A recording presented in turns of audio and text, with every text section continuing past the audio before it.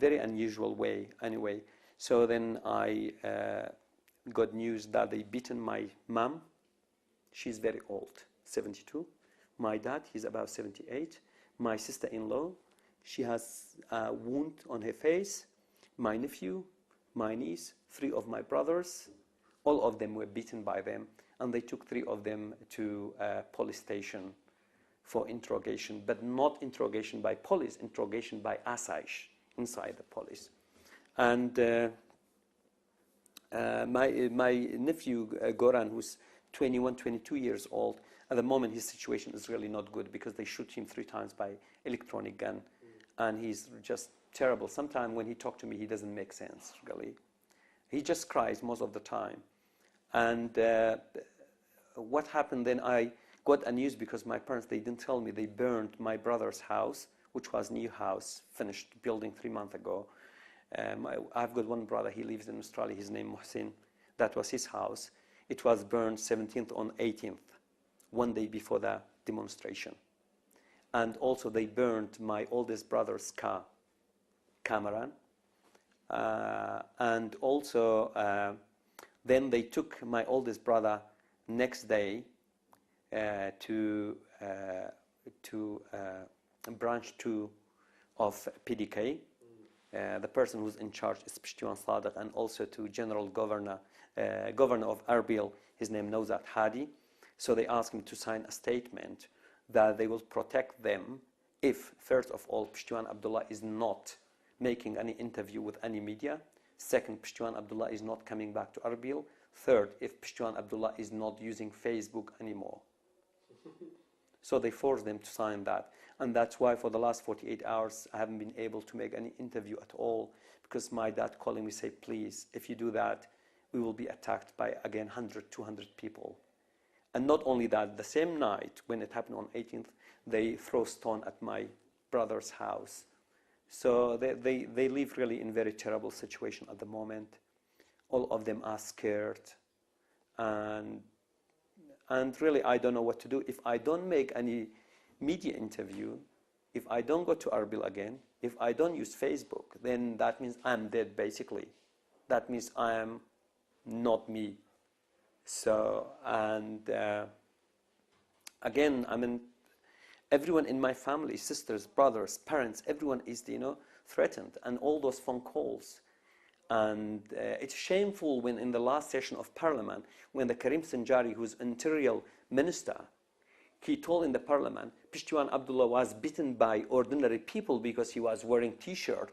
How come Internal Minister, who claimed that Erbil is a very secure city, ordinary people beat me, and ordinary people take me to the asayish, and asayish won't interrogate with those people?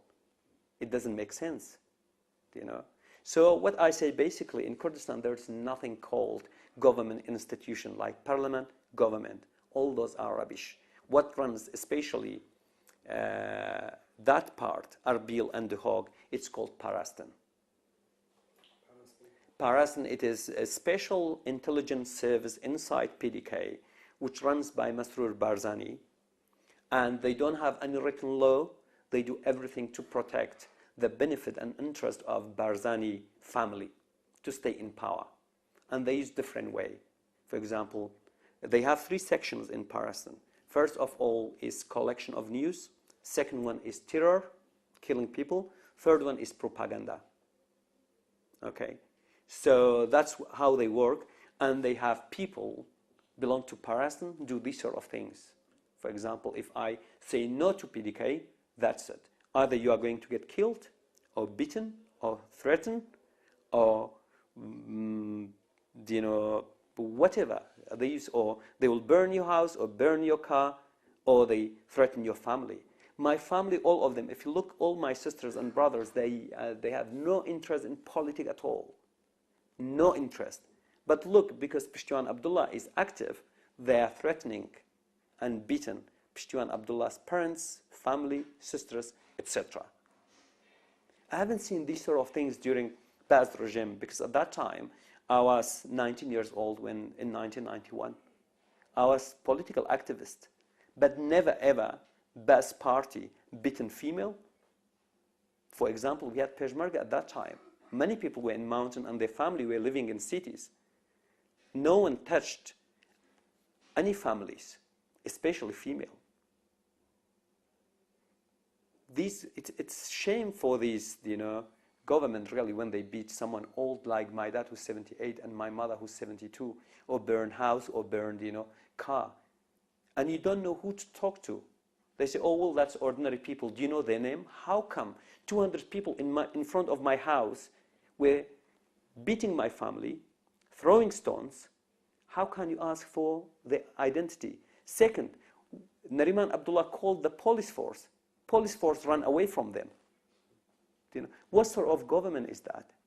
We don't have any government. So that's why even at the moment, I'm criticizing all the media.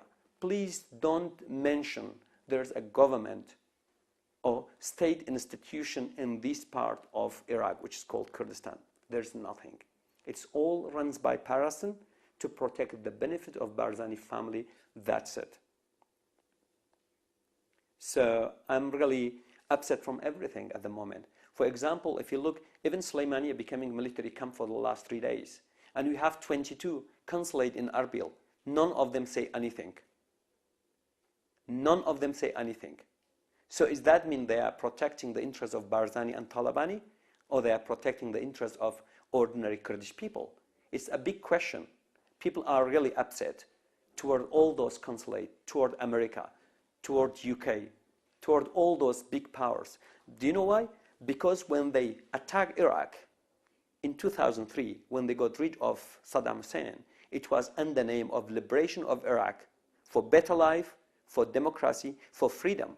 What we see at the moment is dictatorship worse than Saddam Hussein. So they have moral responsibility to support Kurdish people and to not support Barzani and Talabani. So that's all I have to say, and thank you so much.